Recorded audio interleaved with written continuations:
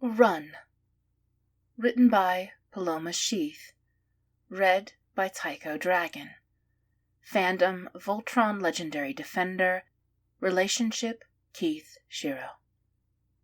Summary. Galra are considered less than human under the militaristic regime of General Sanda. Galra, sympathetic humans, and hybrids are kept in camps under guard and some used for experimentation. Shiro is a spy for the neighboring country of Altea. He has spent the last 2 years aiding captives in a camp near the border when he falls for a hybrid named Keith. Altea is planning to liberate the camp and advance into Sanda's territory, but if Shiro doesn't act now, it'll be too late for Keith. Keith's finger trembled as he slid buttons into holes. This was suicide. This entire thing. He wanted to tell his mother, but it was best she didn't know. And Shiro won't be telling anyone. There isn't anyone left for him to tell. The buzz of patrol drones made his eyes dart to the window. It was going to be dark soon. Curfew. He let out a shaky breath and slipped his gloves on. This was happening. It was happening. No time to rethink. He removed a pendant from his neck and left it on the roughly hewn table. His mother would know what it meant. There was a tap on the wall then, 2 short bursts and a pause. 2 short bursts. Shiro.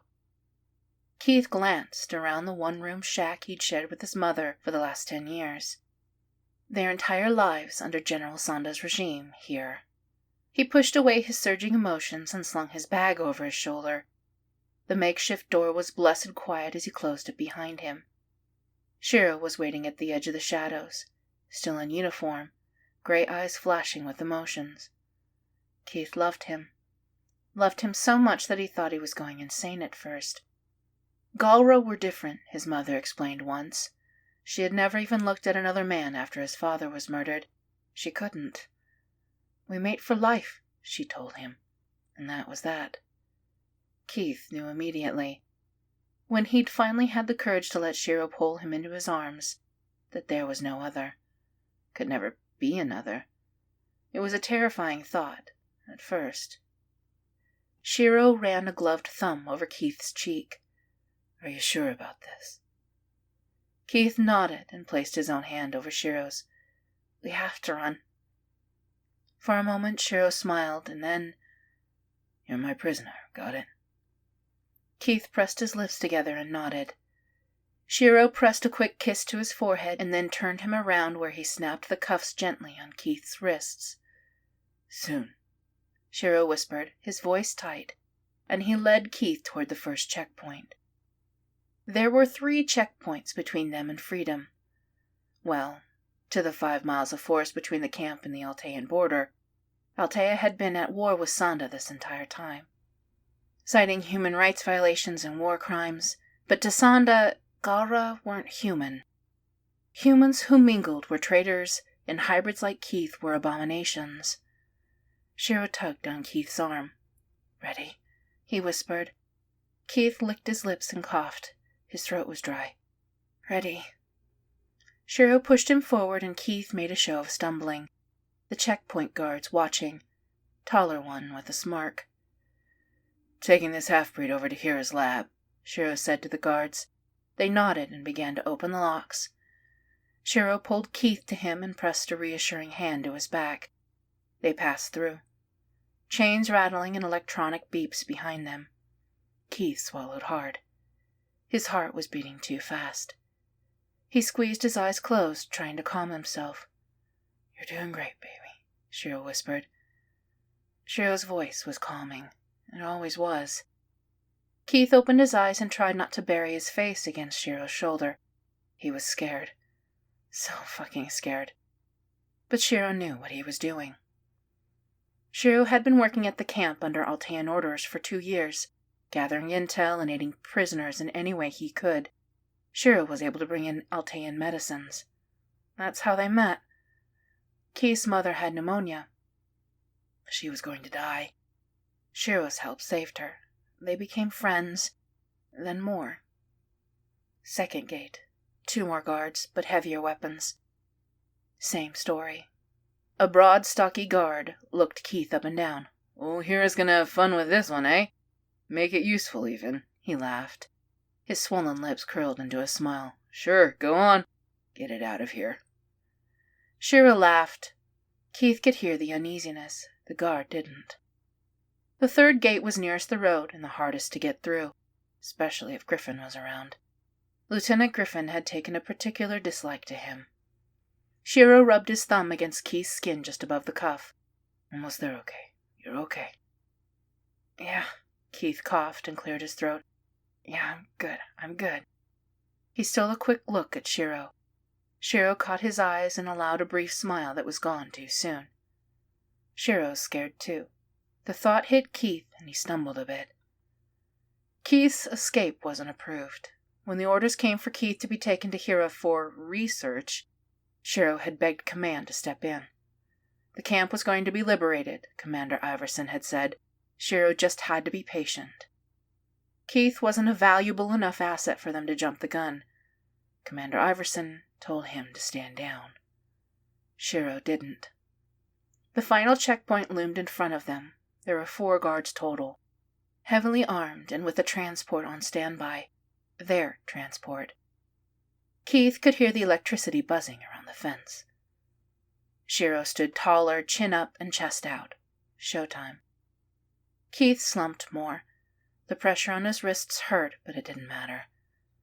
One of the guards hopped down off a lift and walked towards them while removing his helmet.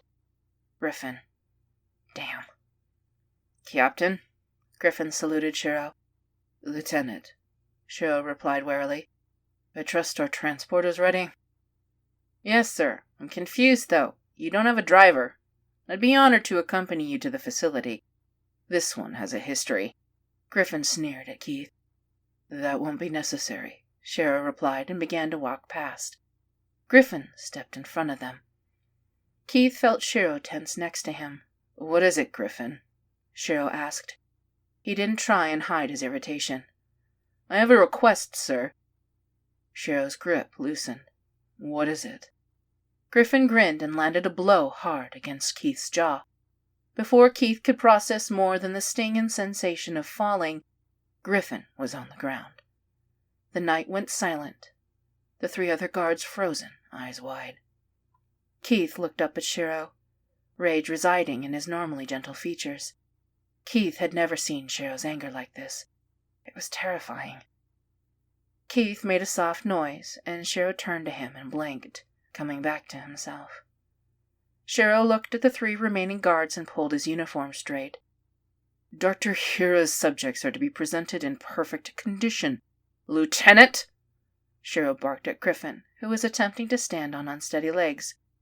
"You have some nerve interfering with the affairs of the administration."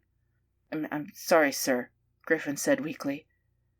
Keith was back on his feet, and Shiro pulled him by the arm past Griffin to the transport. "I'll be reporting you upon my arrival," Shiro said without looking back. He helped Keith into the passenger seat without making eye contact, but Keith could see the tick in his jaw. "Open the gate," Shiro commanded to the nearest guard. They scrambled to comply. Shiro guided the transport out of the final gate. Once they were out of view, he guided the truck to the side of the road. He exited without a word. He hadn't spoken since the gate.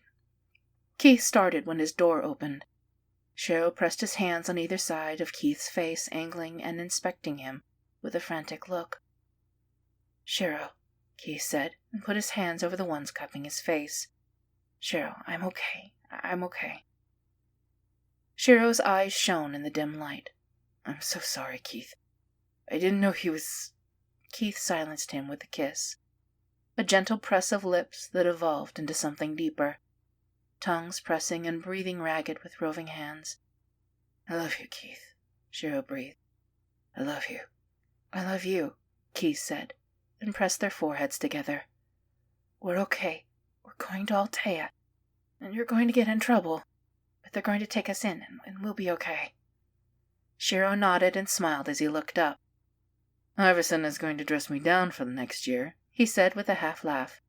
"But yeah, we're going to be okay. We're going to be together, and we're going to free your mother, Keith, I swear." Keith rubbed his thumb over Shiro's cheek. I know. I believe you. I'll be there too. I'm fighting too. They kissed again, softer but full of promises. Shiro got back in the truck and began to drive into the forest, to the rendezvous point where his friends were waiting, to freedom. The end. That was Run, written by PalomaSheith, read by Tycho Dragon. If you would like to leave comments or kudos on this piece of work, please go to archiveofourown.org/works/162-469-61. Thank you for listening.